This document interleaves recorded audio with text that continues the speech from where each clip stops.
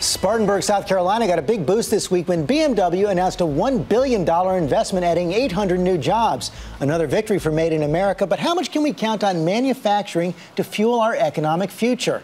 Our experts analyze that key question after this report from World News Weekend anchor David Muir.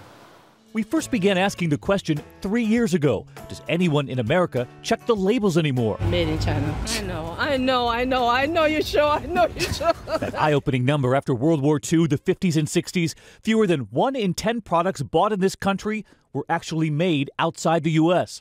Today, more than 50% of what we buy is made elsewhere. 3 years later, and the headlines that some manufacturing is actually coming back. Even the president with his Made in America message in his State of the Union. We also have the chance right now to beat other countries in the race for the next wave of high-tech manufacturing jobs. New goods stamped made in the USA. But this morning, a reality check. Are manufacturing jobs coming back?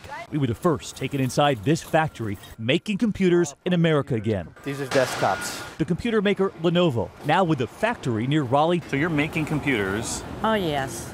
that had been made in China. Now they're being made here. Oh, yeah. Did you think you'd see the day? No. Then there's Curtis Richardson. His computer job had been outsourced. Yeah, back in the job. Now he's quality control, making sure there's sound coming from that computer. Music to your ears. Music to my ears. Why bring jobs back? Lenovo telling us what many companies are now saying, that once you factor in growing wages in China and fuel costs to ship products back to America, it now makes economic sense to bring some manufacturing back. A lot of people argue that the jobs lost in the 80s and 90s will never come back. Well, we're seeing different jobs now, more highly skilled jobs. Some of those jobs being created at Apple. CEO Tim Cook recently announcing in a tweet, we've begun manufacturing the Mac Pro in Austin, Texas. How big of a deal is that to you? It's a big deal, but we think we can do more. We also announced a huge investment in Arizona. We haven't said what it's for. Is it the sapphire glass? It's the sapphire announcement, and that's sort of all I'll say about it. When does that glass come off the line? I can't tell you that. For bigger iPhone screens? I can't tell you that either. An iWatch? It's for Ring. You heard it here first. And one more sign of high-tech jobs coming back.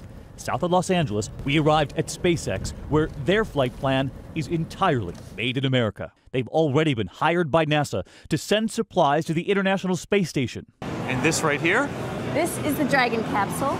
And I think the windows are very telling, aren't they? The window, yes. Because they don't just want to send supplies, they want to be the ones who send American astronauts back into space again. Right now, this is the only capsule actually made in America, making that trip to the International Space Station. And come on, and I'll give you an idea of the scope, the space inside. This is actually where they put the supplies and equipment for scientific research. 3,700 workers at SpaceX, more than 4,000 by year's end, they say. And when that next capsule takes off within days, it will not only be mission accomplished, it'll be made in America. Made in America. For this week, I'm David Muir in Hawthorne, California.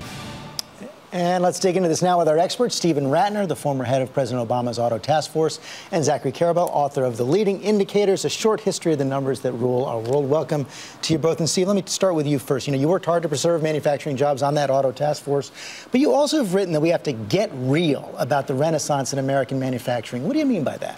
George, when I served on the Auto Task Force, it was a real eye-opener for me. I had not spent a lot of time in the manufacturing sector.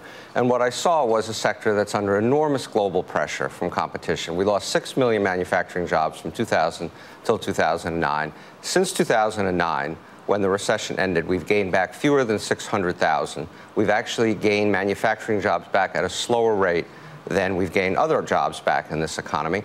And the part besides jobs that people don't pay enough attention to is wages. A lot of those jobs that are coming back at much lower wages than the jobs we've lost. In autos, the old line manufacturing workers got $28 an hour in cash wages plus benefits. In Chattanooga, where Volkswagen has 2,000 new jobs, they brought those jobs back at $14.50 an hour. So does that mean we give up on manufacturing or do it better? There's a real interesting problem today, which is that we could have a manufacturing revival of sorts, meaning we could have really high-tech factories producing lots of stuff without creating lots of jobs. So, in the segment that introduced this, 800 jobs in that BMW plant that opened. That same plant, had it opened 30, 40 years ago, certainly would have been 3,000, 4,000 jobs. They would have been higher paying, too, in adjusted wages. So we could have this situation where you've got all these innovation hubs that President Obama is talking about, lots of high-tech, interesting output that adds to our GDP, makes us look optically better without the kind of job creation that would have come with those factories. So what's the smart way, Steve, to insource better jobs? I think you have to, again, be realistic about what the future of our economy is going to be. As Zach said, we will have some more manufacturing jobs. There are some good proposals around for how to do that, from education, training, these manufacturing innovation institutes that the president had proposed, certainly dealing with our infrastructure problems, dealing with immigration. The same laundry list that you talk about every Sunday is what will help manufacturing. The problem, of course, is that nothing is getting done in Washington. But Washington can make a difference here. You know, I think Washington can make a marginal amount of difference in creating interesting little zones. States can make a lot more difference, and individual decisions can make the most amount of difference. I mean, unless Washington recreates a works progress administration a la the 1930s and actually goes out and hires people to do stuff, I don't think Washington, as a job creator, even with stimulus, is necessarily what is going to lead the way between whatever economy we have now and the economy we need. And the kind of things, you know, again, this gets into that whole education question of skills and choices about what it is you're going to do with your time and your life, because it is certainly true that a lot of these manufacturing hubs are actually having a hard time finding people who have the requisite skills, which are much more like software and innovation and creativity than they are like doing rote line work the way you would have in the 1930s, 40s, and 50s. And these are the jobs we want to value and want to encourage in the future, right?